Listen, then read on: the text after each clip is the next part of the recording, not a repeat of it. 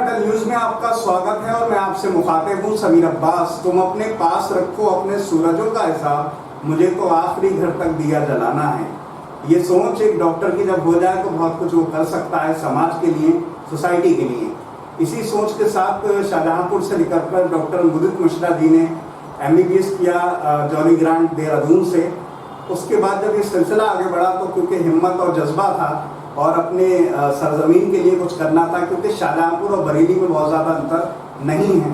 दिल्ली और लखनऊ के बीच अगर मेडिकल फैसिलिटी में बात करें तो बरेली का एक अलग मुकाम है।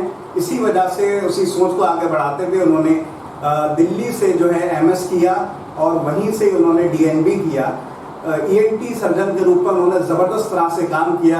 जब ये सिलसिला आगे बढ़ता है तो हिंदुस्तान का प्रतिनिधित्व करते हुए आगे बढ़ते हुए अपने और तजुर्बे में इजाफा करने के लिए वो लंदन चले गए।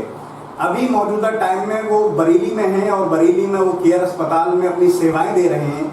साथ ही जो है प्रेम नगर में जो पंजाब नेशनल बैंक है उसके सामने ठीक उनकी क्लिनिक भी है जहाँ पर वो सेवाएं दे रहे हैं। अभी कोरोना काल में एक योद्धा की तरह पूरी मेडिकल समाज के लोगों ने तमाम तरह से काम किया।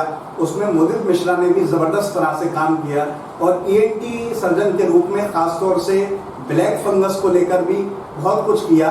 अब क्योंकि थर्ड वेव की तमाम बात हो रही है उस पर भी हम बात करेंगे।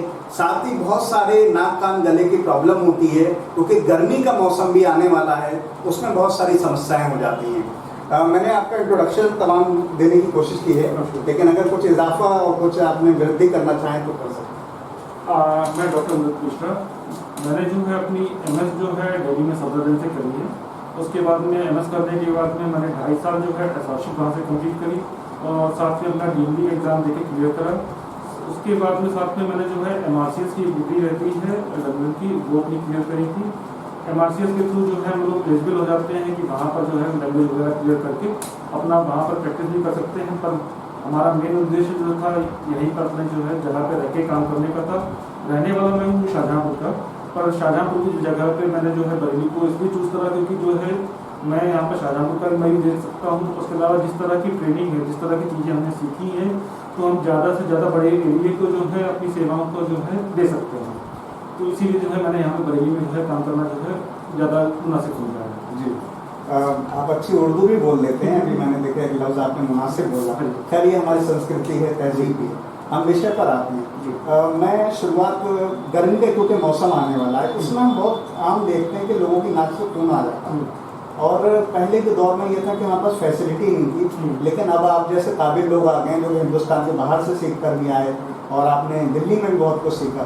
तो ये नाक से खून आना क्या वजह है और उसका किस तरह का ट्रीटमेंट अवेलेबल है? नाक से खून आने वाली जो चीज़ है उसमें जो है जरूरी चीज़ ये है कि हर उम्र के हिसाब से, ठीक है, नाक से खून आने वाले एपिस्टेक्सिस के जो कारण जो है हर उम्र के हिसाब से अलग अलग होते हैं। तो हमको जो है केवल जो है गर्मियों या सर्दी से इस चीज़ को जोड़ के नहीं देखना चाहिए। नाक से खून आने के लिए जो है हमको कोशिश करनी चाहिए जड़ को पकड़ा जाए। छोटे से बच्चे के लिए जड़ ये हो सकती है कि नाक में जो है बार बार जो है नाखून मार रहा हो, उसकी वजह से खून आ सकता है, ठीक है। 18 से 19 साल के बच्चों के अंदर कई बार जो है नाक के अंदर रक्त की थैलियाँ बन जाती हैं, उसकी वजह से खून आ सकता है, जिसको एंजियोफाइब्रोमा बोलते हैं। अभी तक जो है बरेली के अंदर मैंने और मेरे साथ में जो है हमारे सफदरजंग के ही एक और काबिल मित्र हैं, हम लोगों ने मिलकर लगभग 7 से 8 ऑपरेशन इस तरह के मरीजों करे हैं, दूरबीन विधि से करे हैं। अदरवाइज नॉर्मली वो जो है ओपन तरीके से करे जाते हैं।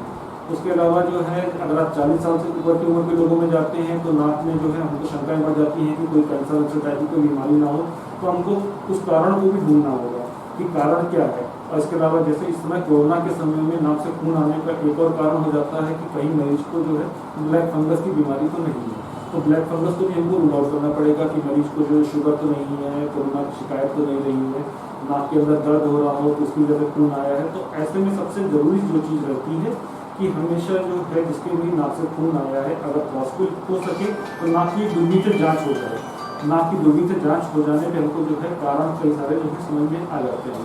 उसके हिसाब से जो है मरीज को हम इन्वेस्टिगेट कर सकते हैं, कारण देख सकते हैं और कारण के हिसाब से निवारण कर सकते हैं। जी, अभी मौजूदा टाइम में किस तरह की आधुनिक विधि आ गई है? नाक की जैसे प्रॉब्लम हो जाती है लोगों की, उसको मैं चाहता हूँ रोशनी। नाक में जो है जो कारण जो बीमारियाँ जो हो रही हैं, किसी को एलर्जी वगैरह की समस्या है, पॉलिप वगैरह हो रहे हैं एलर्जी की वजह से, या मांस बन रहे हैं, तो प्रेजेंट में जो है सबसे मेन चीज़ हो गई कि अब हर जगह पे जो है दूरबीन का उपयोग ज़्यादा उचित माना जा रहा है। दूरबीन से सबसे पहली चीज़ इंपॉर्टेंट ये हो गई जैसे कि हम चेहरे पे होने वाले स्कार को या फिर घाव को जो है बचा सकते हैं, और दूरबीन से अगर हमको कोई काम करना है तो आगे के लिए इंस्ट्रूमेंट्स में भी जो है काफ़ी बदलाव हुआ है। पहले जो होता था जैसे नाक के पॉलिप वगैरह की सर्जरी के लिए नॉर्मल इंस्ट्रूमेंट से हम खींचते थे और ऑपरेट करते थे, तो उसमें जो है खून ज़्यादा निकलता था, रक्त ज़्यादा निकलता था, सूजन बाद में ज़्यादा होती थी, और रक्त की वजह से जो है कई बार प्रॉपर सर्जरी नहीं हो पाती थी। तो उसमें फिर एक जो है स्पेशल इंस्ट्रूमेंट आ गया है माइक्रो डिवाइडर, जो अब मैं यहाँ पे जो भी सर्जरी करता हूँ माइक्रो डिवाइडर की हेल्प से करता हूँ, क्योंकि उसमें जो होता है क्लीन कट होता है, ब्लीडिंग कम होती है, तो रिजल्ट काफ़ी बेटर होते हैं। साथ में कहीं पे भी जो है कहीं पर खून अगर ज़्यादा निकालने वाला जो है कैंसर टाइप की बीमारी है, ब्लैक फंगस वाली चीज़ हो गई, या फिर एंजियोफाइब्रोमा जो बच्चों की मतलब जो 18 से 20 साल की उम्र वाले लोगों में होता है, तो एक चीज़ आ गई है कॉबलेटर। कॉबलेटर में से जो है ब्लीडिंग को हम बहुत ही मिनिमल कर सकते हैं। ठीक है, पहले जो होता है एंजियोफाइब्रोमा की जो सर्जरी ओपन वाली होती थी, उसमें हम जब मरीज को प्रिपेयर करते थे तो बोलते थे कि 2 से 3 यूनिट खून लगेगा ही लगेगा।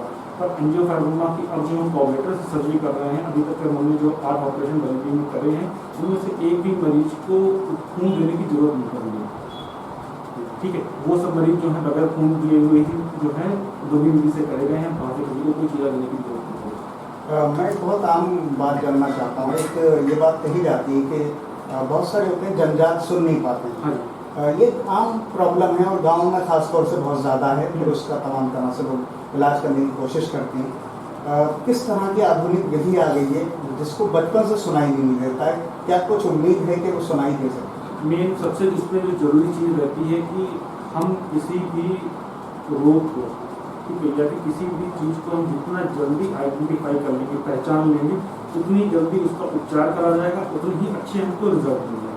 अब जो आपने चीज़ बोली जाती है ना, जन्मजाति में जो है समस्या सबसे बड़ी क्या आती है कि जो गाँव वगैरह में अगर आप चीज़ नोटिस करेंगे कि जो है जन्मजात जो नहीं सुन रहे, वो हम लोग का कई बार होता है कि पहुँच रहे हैं तो उनकी उम्र 15-16 साल हो रखी है, तो उस उम्र में हमारे पास में भी कुछ ज़्यादा करने के लिए रह नहीं जाती, क्योंकि जो है कोई व्यक्ति अगर जन्म से ही नहीं सुन रहा है, तो जब जन्म से नहीं सुनेगा तो हमारा दिमाग भी जो है उस चीज़ को, आवाज़ को प्रोसेस ही नहीं कर रहा।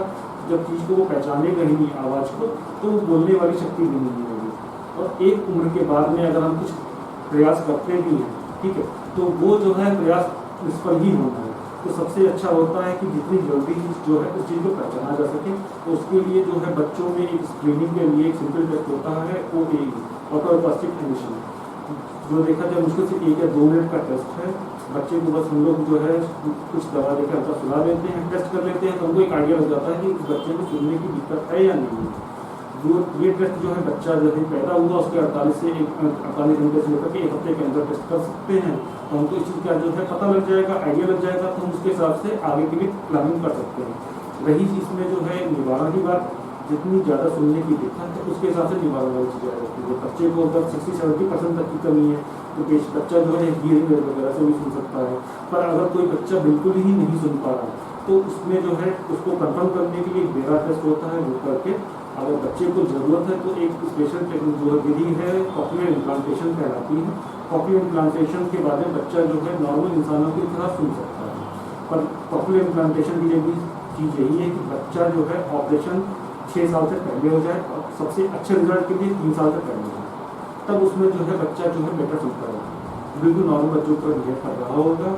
और हमारी कोशिश भी है, एक मरीज भी है, हम लोग को तैयार करने के प्रयास कर रहे हैं, और कोशिश यही है कि जो है इस साल के अंत तक हम बरेली में कॉक्लियर इम्प्लांटेशन स्टार्ट कर सकें। जी, एक बात और जानना चाहता हूँ। शुगर हमारे हिंदुस्तान में एक ऐसी प्रॉब्लम है हर दूसरे शख्स को, और जिससे कई बार हमारी जो कानों की इंद्रियां होती हैं उससे सुनने में बड़ी दिक्कत हो जाती है। किस तरह की कोशिश कर रहे हैं आप लोग, किस तरह का सुधार की उम्मीद? मेन जो है इस वक्त प्रेजेंट में देखा जाए, हम लोग जो है ना एक तरह से जो शुगर की बीमारियों के लिए सबसे ज़्यादा मरीज इंडिया में ही मौजूद है।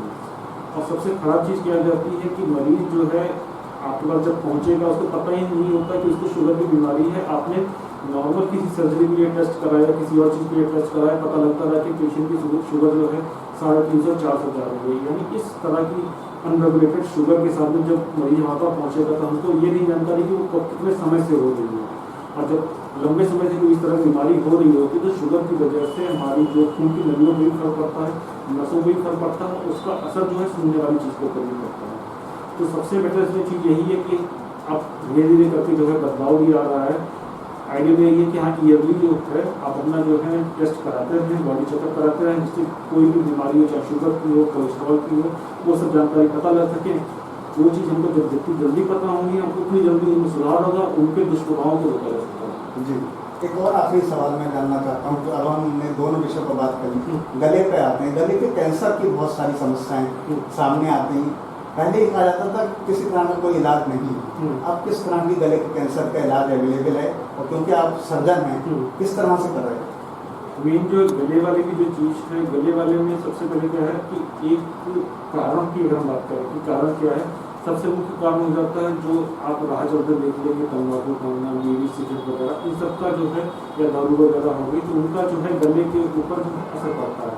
उनके कुछ स्पेसिफिक सिम्टम्स होते हैं, जैसे किसी भी व्यक्ति में आवाज़ में परिवर्तन होना, बोलने में दिक्कत होना, बोलते बोलते जो है पहले जो व्यक्ति एक सांस में 20 शब्द बोल जाता था, दूसरे व्यक्ति में 4 शब्द बोल पा रहा है, तो उस तरह के व्यक्ति में हमेशा नाक कान गले के डॉक्टर को दिखा के उसके गले की दूरबीन से जांच हो जानी चाहिए, जिससे कि जो है कोई भी अगर मान लीजिए दिक्कत है तो वो शुरुआत में ही पकड़ी जा सके।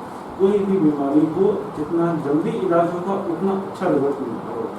प्रेजेंट में जो है छोटी छोटी चीज़ों के लिए भी पहले रहता यह था कि अगर मान लीजिए गले में कैंसर है तो पूरा जो हमारा बोलने का लिंक है वो निकाल के जो है ऑपरेशन होता था, और सांस के रास्ते को जो है बाहर से जोड़ दिया जाता था, ट्रेकेटॉमी कर दी जाती थी। अब प्रेजेंट में ये है कि अगर हम शुरुआत में ही चीज़ को पकड़ ले रहे हैं, ठीक है, तो T1 या T2 लीजन यानी बहुत छोटे लीजन हैं, तो उनको दूरबीन विधि से या फिर कॉपरेटर तकनीक से उनको कट करके निकाला जा सकता है, और बाकी जगहों पे जो एरिया है उनमें रेडियोथेरेपी देके बच्चे को कैंसर को खत्म करा जा सकता है। तो मेन उसमें चीज़ यही है कि जितनी जल्दी आप जो है बीमारी को पहचानेंगे उतना जल्दी इलाज अच्छा होगा और उसमें अच्छे रिजल्ट आएंगे। बस आखिरी में 2 सवाल हैं। थर्ड वेव को लेकर बहुत सारी बातें हैं, आपने ब्लैक फंगस और तमाम चीज़ों को देखा। थर्ड वेव को लेकर आवाम को, जनता को क्या मैसेज देना चाहती है जिससे वो अपनी हेल्दी जिंदगी की हिफाजत कर सके? आवाम के लिए बस यही कहना चाहूँगा कि जो एक चीज़ हम लोगों को फील होती है, आवाम जो है ना उनकी याद रखने की क्षमता बड़ी कमज़ोर है, ठीक है। आज के समय में अगर आप जो है आवाम का देखिए, यही आवाम जो है 2 महीना 3 महीने पहले इस चीज़ के लिए परेशान हो रही थी कि ऑक्सीजन का सिलेंडर नहीं मिल रहा, हॉस्पिटल में बिस्तर नहीं मिल रहा। आज उस आवाम की दिक्कत यह है कि उसको नैनीताल के अंदर जो है होटल में कमरा नहीं मिल रहा, ठीक है। आपने खुद ही न्यूज़ में देखा होगा कि कितनी भीड़ हो रही है, ठीक है। और यही चीज़ जो है थर्ड वेव लाएगी। सबसे यही बोला जा रहा है कि आप जो है आपस में दूरी बना के रखिए, ठीक है, सोशल डिस्टेंसिंग बना के रखिए, मास्क पहन के रखिए, ठीक है। नैनीताल कहीं नहीं भागा जा रहा, पहाड़ी स्थान कहीं नहीं भागे जा रहे। सोशल डिस्टेंसिंग हमको जो बना के रखनी है वो ज़रूरी है, और वैक्सीनेशन लगवाना जरूरी है। ये 2 चीज़ें हम अगर कर लेंगे, ठीक है, तो थर्ड वेव की नौबत ही नहीं आएगी। हमको इस चीज़ से अगर निकलना है, ठीक है, तो हमको कुछ समय के लिए, जिसका हम लोगों ने जो है सेकेंड वेव के टाइम पे सब्र रखा था, ठीक है, हम 3-4 महीने 5-6 महीने और अगर सब्र रखेंगे थर्ड वेव की नौबत नहीं आएगी। बस एक आखिरी सवाल है, आपकी व्यक्तिगत जिंदगी से, आप सर्जन हैं, लगातार बिजी रहते हैं, एक जिंदगी का पार्ट है मनोरंजन। अगर म्यूजिक का कोई शौक है, अगर उस पर आप कुछ कहना चाहें, या और भी कोई अगर शौक रखें अपने खाली समय में, उस पर रोशनी दें। आप खाली समय में इस वक्त तो यही है कि मेन टीवी वगैरह पे जो है नेटफ्लिक्स वगैरह उस पर कुछ मनोरंजन हो गया, या फिर जो है जैसे आपने पूछा कि नई टेक्निक आ गई, कभी थोड़ा उनके ऊपर भी हम लोग पढ़ने की कोशिश करते हैं कि कुछ नई जानकारी मिल जाए। उसके अलावा परिवार के साथ में जो है जितना अच्छा समय बीत सके, बच्चे के साथ जितना अच्छा समय बीत सके उतना अच्छा। बहुत सारी शुभकामनाएं हैं, और इसी तरह से बड़ी कराम। तो हमारे साथ थे डॉक्टर मुदित मिश्रा जी, जो कि ज़बरदस्त तरह से काम कर रहे हैं। ENT के क्षेत्र में उन्होंने लगातार मुकाम हासिल किए हैं, हिंदुस्तान के बाहर भी तमाम चीज़ें से सीख कर वो बरेली में आकर उसको लगातार काम कर रहे हैं। हम सबकी बहुत सारी शुभकामनाएं हैं। प्रेमनगर में ठीक पंजाब नेशनल बैंक के सामने उनकी क्लिनिक है। इसके अलावा केयर अस्पताल में भी वो अपना समय देते हैं, और ENT के क्षेत्र में लगातार काम कर रहे हैं। फिलहाल इन तमाम बातों के साथ मैं समीर अब्बास, कैमरामैन सरताज हुसैन के साथ अटक।